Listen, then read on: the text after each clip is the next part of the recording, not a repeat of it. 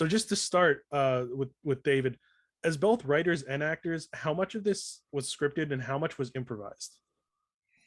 Um, it was definitely scripted, and I would say most scenes there was a definite script and scene and dialogue to follow, and so we tried to do at least get that down, and then hopefully, if there was time and space, we could play around. There are definitely scenes in there, like when I first show the inventions, I hadn't seen them before. Some of them, we'd put in the egg belt and the pine cone bag, but the other ones, Jim had wanted me to react to them for the first time, so that was improvised, and also taking Charles out for the first time. But we definitely stuck to a script in the main. Yeah.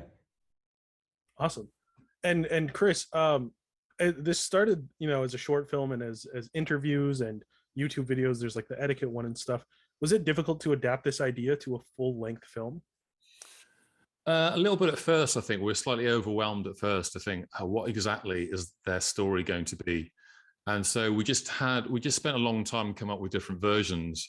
I think initially we had an idea like the short where Charles would just already be alive starting the film.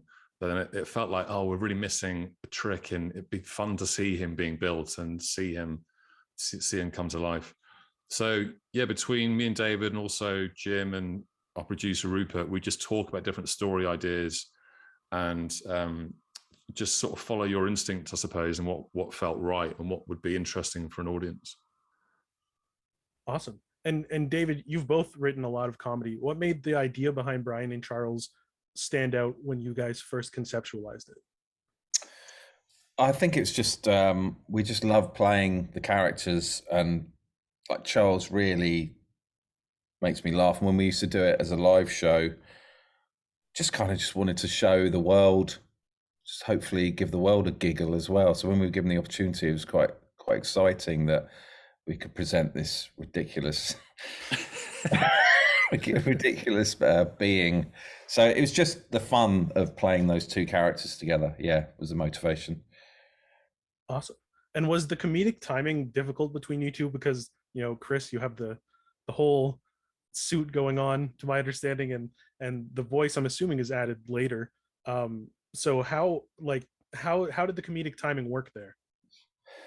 I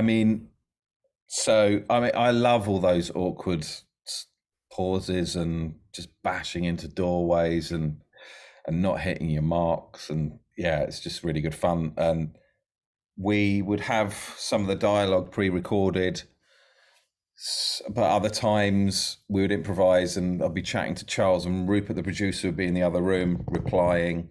So it'd be quite exciting to not know what was going to come back out of Charles's mouth at me. So it's difficult not to giggle, and yeah. And sometimes you would improvise, wouldn't you, Chris, if we were outside? And yeah, it's a bit of a combination.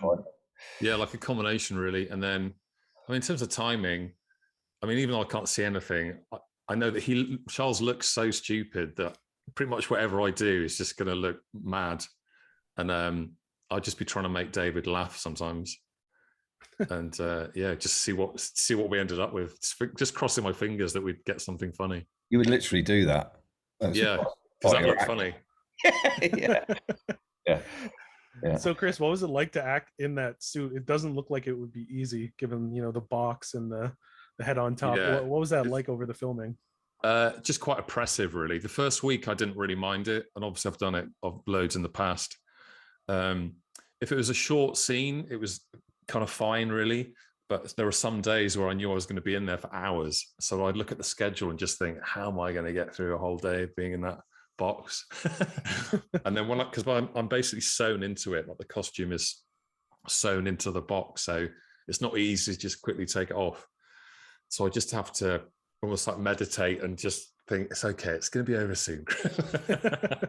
Well, I don't think I gave you any thought in there, in the box. No, you didn't really know.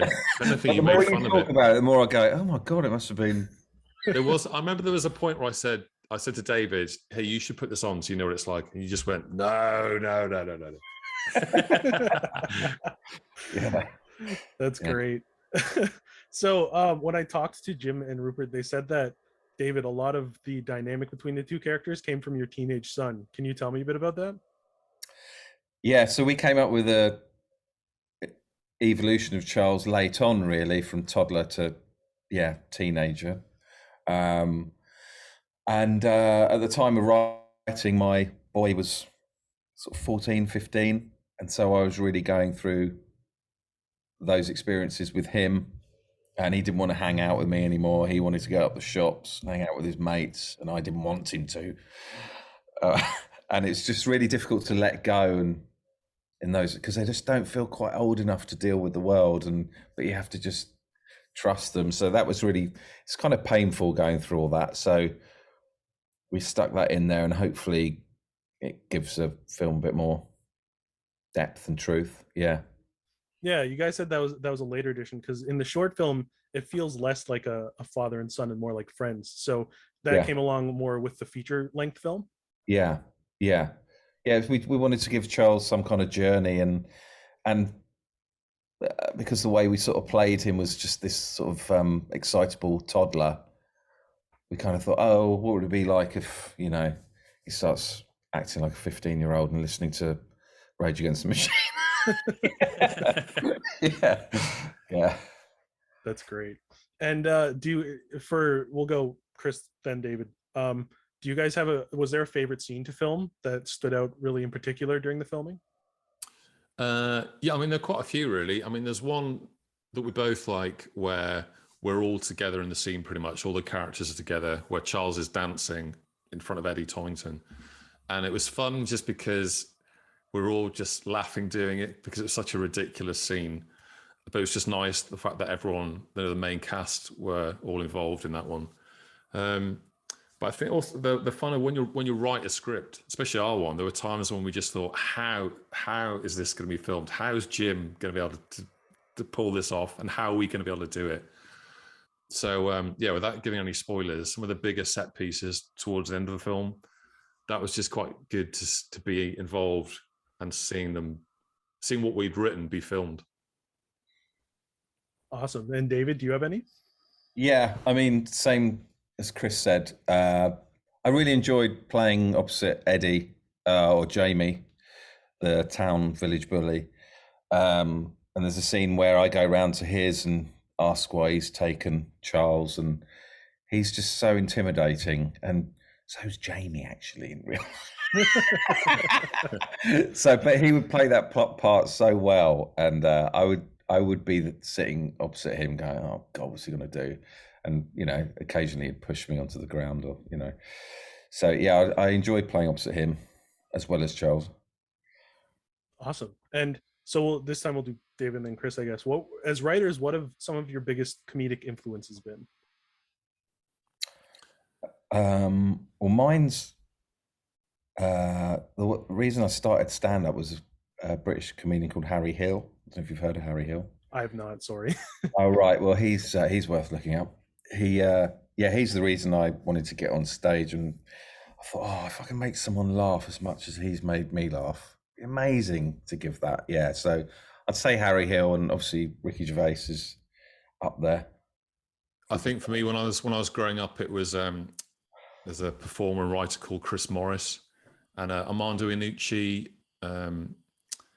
Steve Coogan. They were like big influences on me when I was a teenager growing up. So, but I think a lot of different comedy really. I think we sort of both became quite obsessed with it growing up. That's really cool. Lots of different influences. Yeah. And for the design of Charles, did that actually come from you guys like seeing a pile of junk, or were you drawing it? Where did his look come from? For me, it was just the voice. I just pictured him being like a sort of professor. So I'd sketched out just a rough robot costume, and it was quite like big, bulky, stupid-looking robots. And I'm about 6 foot. So with Charles, when I put the box on, it adds another foot. So he's about 7 foot tall. And for our early gigs, we just wanted something that looked really ridiculous. And I think we achieved that. Absolutely. And my last question is, would you be open to pursuing more content with Brian and Charles, whether it's more films or shows, or are you looking more towards new projects? Well, we've got new ideas that, yeah, we'd like to do. But if the appetite was there, we'd love to go back to them. It's so much fun playing them and hanging out as friends as well. So both is a definite yes. Yeah. Perfect. Same with Chris. No, No, no, he I doesn't don't want to do No. No, I'm done with it. He's well over it. Yeah, no, look, I'll get back in the box. I don't mind. As long as I can take breaks. And this little time cooling David has to system. have a go in it as well. Yeah. Happy to. Perfect. Awesome. Well, thank you guys for taking the time to do this. I really enjoyed the movie and looking up everything about the short film and everything. It's been a lot of fun. So Oh, thank you. Very much.